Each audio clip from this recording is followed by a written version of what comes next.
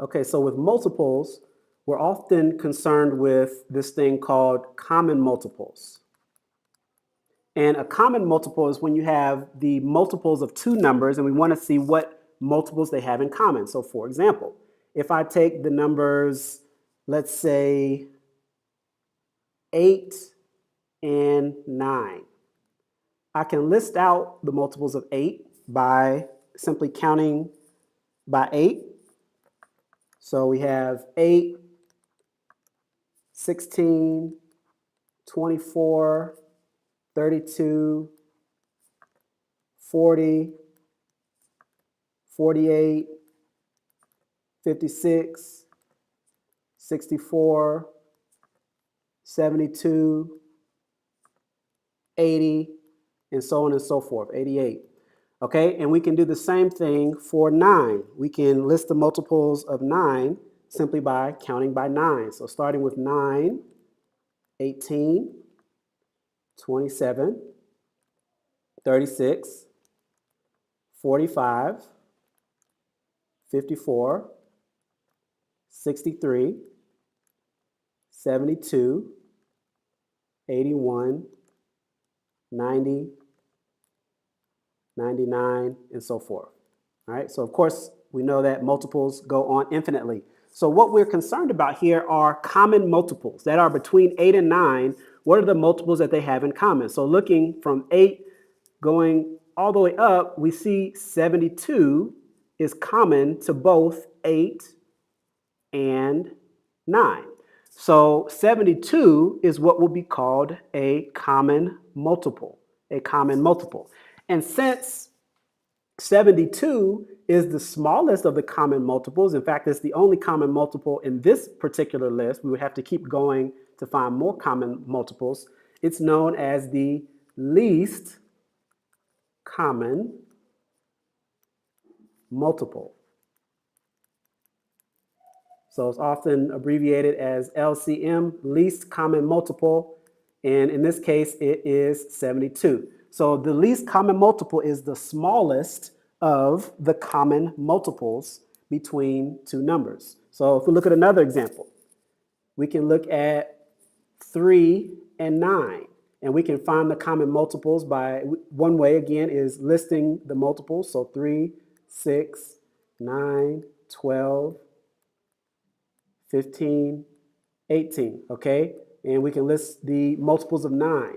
9, 18, 27, 36, 45. Okay, so we can stop here and we notice some common multiples.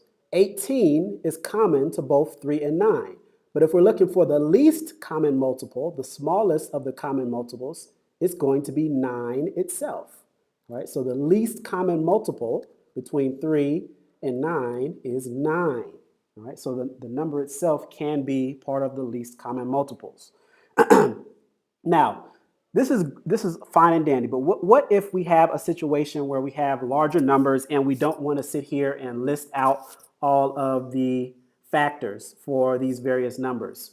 So for example, let's say we have, let's make some space here, some digital space. So let's say we have the numbers 30 and 45. And we want to find the least common multiple between these two numbers. Now we could easily enough list out the multiples, but I want to show you all another way to do it. So the first step in this way is by determining the prime factorization for each of these. The way we determine what's called the prime factorization, let me write that out here, prime factorization, is we create something that's called a factor tree.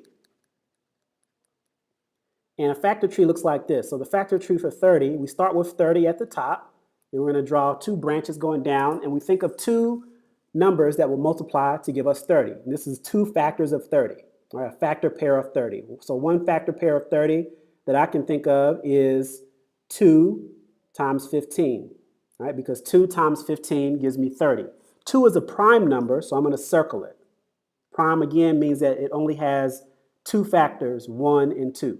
15 is composite, so we can factor that again. Multiples that give me 15, well, 3 times 5 will give me 15. And then I'm going to circle that. Okay, so once I get to a situation where I have no more composite numbers, I now have the numbers that give me the prime factorization for 30. So for 30, the prime factorization is 2 times 3 times 5. All right, so these are the factorization including only prime numbers. So 2, 3 times 5, 2 and 3 is 6, 6 times 5 gives me 30. We can do the same thing for 45. We can start with the factor tree, and I can say that 45 is equal to 9 times 5. All right, 45 is equal to 9 times 5. 5 is a prime number, we circle it. 9 is equal to 3 times 3. These are both primes, so we circle it. So we can list the prime factorization for 45 as all the prime numbers that multiply to give me 45. So that is 3 times 3 times 5. All right, so then the trick is, what we're going to do is we're going to look at the unique factors or the unique common factors between 30 and 45. So the numbers that we have 2, we have a 3, and we have a 5. All right, between all of the factors listed here. And for each one, we're looking at the greatest number of times that it occurs. And that can give us our least common multiple. So in this case, we only have 2 occurring one time. So we're going to select 2, and then we're going to multiply it by the greatest number of times that 3 occurs in either of these numbers that we're factoring. So 3 occurs once in 30, but 3 is a factor twice in 45. So we're going to select the 3 that has the multiplicity of 2. So we're going to say 3 times 3,